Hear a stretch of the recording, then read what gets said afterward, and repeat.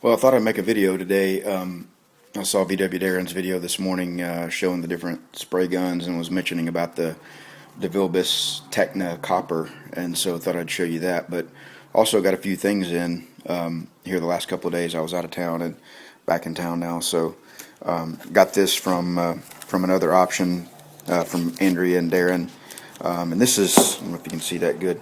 This is Mirka Dry Guide Coat.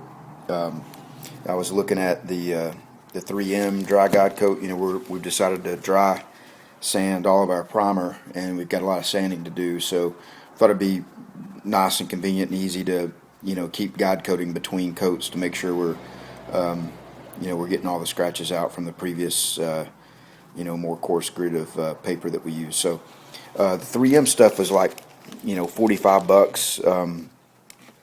You add shipping and everything to it, and by the time you get it, it's over $50. And so I had no idea that Mirka even made Dry Guide Coat, and Andrea mentioned it and said, hey, I can get this for $29 for you. So picked up that, saved $20, and I'm sure it works just as good. But we'll be using that here in the next couple of weeks or so.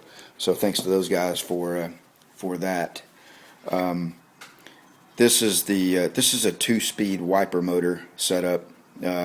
The 65s only came with a 1-speed, and I think this came off a 67. I'm not 100% sure, but got this online from a guy.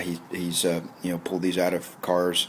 Our car was just a chassis and didn't have any of this with it. So we got the motor, 2-speed motor, the switch, and the wiper transmission arms. So, and the reason we got this now is again, I've mentioned a few times, while we have the cowl out of the car, this will be a whole lot easier to mount this, and those transmission arms go between the upper and lower cowl, and it'll be real easy to mount that and bolt it in and install it and get it in there correctly while as we're assembling the cowl and gluing it together. So we got that in, and so I just would I thought I'd show you the guns that I use. I've got this little guy right here. I've shown it a couple of times. It's a detail gun, and it's just a cheapie, and I think it came from one of the cheap TCP Global guns, and works really well. The only thing I don't like about it is the pattern adjustment knob here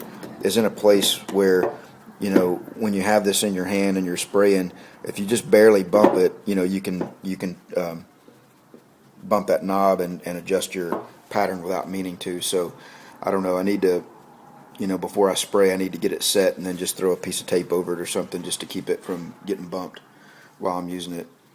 Finishline 3 gun, this is the first decent gun I bought. I've had it maybe a year and a half or so, and I primarily use it for primer, although I have a 1.3, 1.4, 1.8, and 2.2 tip for it.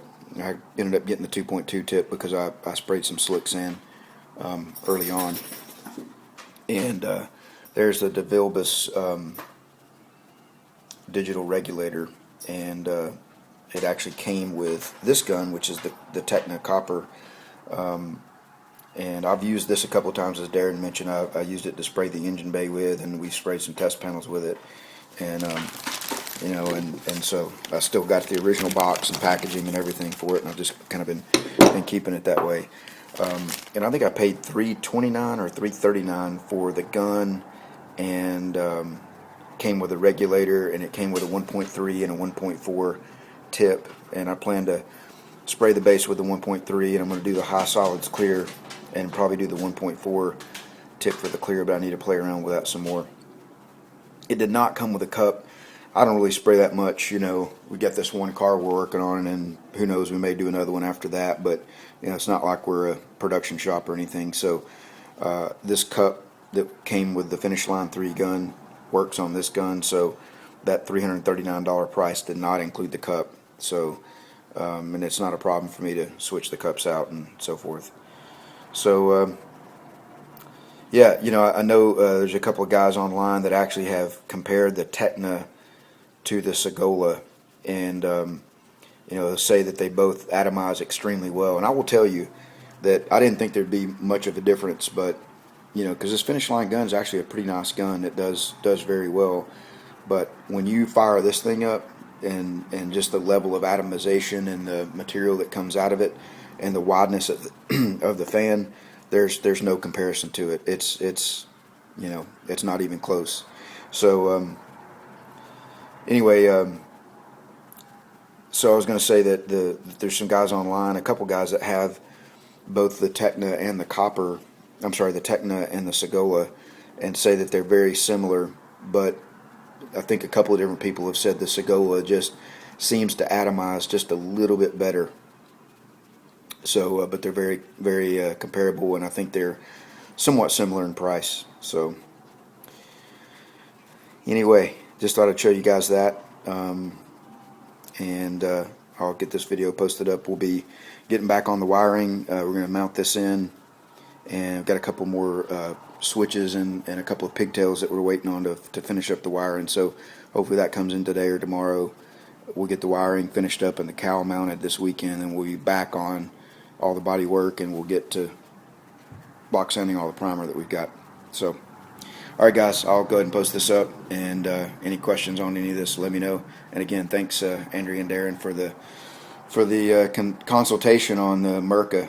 Like I said, I've used a lot of Mirka products, sandpaper and so forth. I really like their stuff, so it was a good find. Thanks, everybody.